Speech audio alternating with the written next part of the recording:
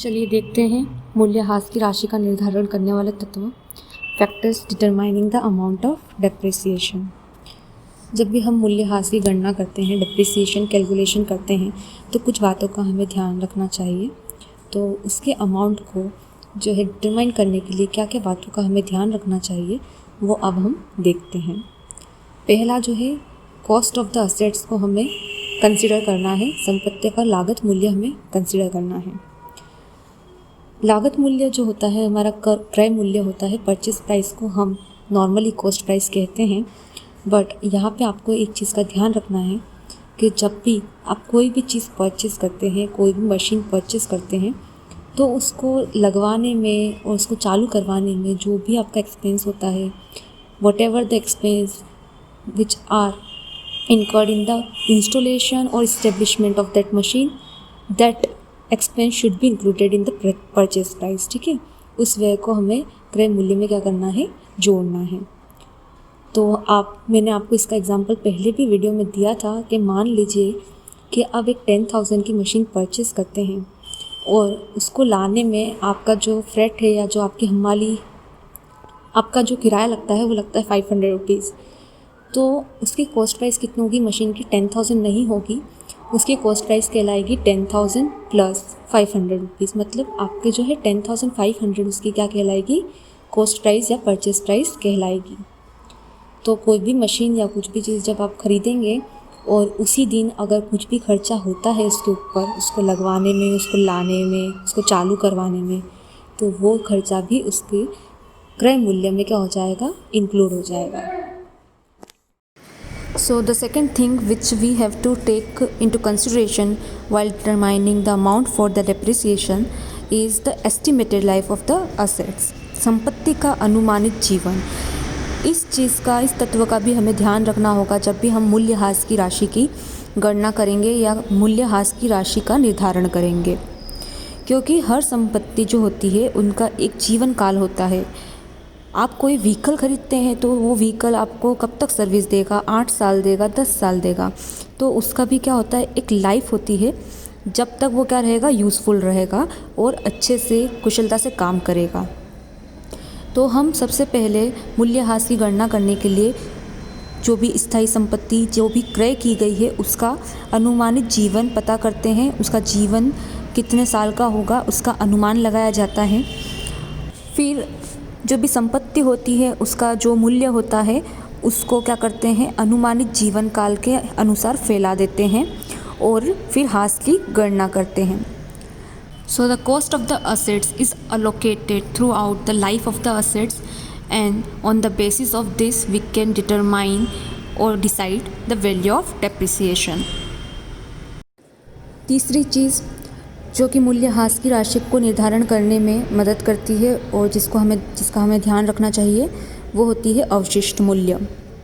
अवशिष्ट मूल्य जो होता है वो एक ऐसी राशि होती है और ऐसा मूल्य होता है जो कि जब संपत्ति बेकार हो जाती है तो उसके बाद उससे बेचने से हमें प्राप्त होती है।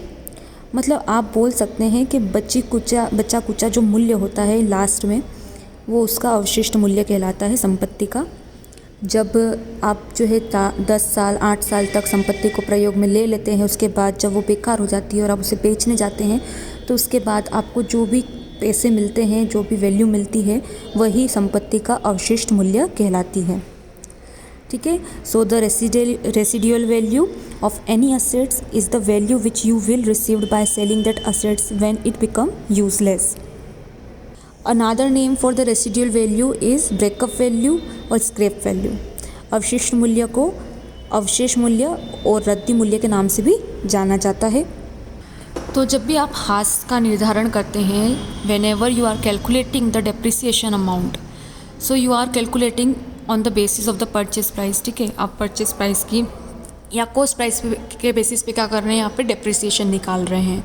तो जो कॉस्ट प्राइस है उसके अंदर से हम क्या कर देंगे, उतना अमाउंट माइनस कर देंगे जो हमें क्या हैगा वापस से मिल सकता है। तो हम वो अमाउंट को क्या कर देंगे, डिडक्ट कर देंगे। So we can get the residual value even after the 8 or 10 years। So that residual value which we are receiving is we will deduct it from the purchase price and after that we will calculate the amount of depreciation. ये सारे तत्व जो कि हम मूल्यह्रास की राशि का निर्धारण करने के लिए पढ़ रहे हैं, all this factor that are helping in determination of the depreciation amount, ये सारे फैक्टर्स और ये सारे तत्व जो है वो आपको और अच्छे से क्लियर हो जाएंगे जब आप प्रैक्टिकल्स सीख लेंगे। तो प्रैक्टिकल क्वेश्चन करने के बाद आप इस वीडियो को वापस से देखिएगा, तो आपको ये चीज़ जो मैंने अभी बोली है ये आपको और अच्छे से क्लियर हो जाएगी। तो ये जो चीज़ें हैं, अगर इसमें आपको ज़रा सा भी डाउट हो रहा है अभी, तो आप टेंशन मत लीजिए।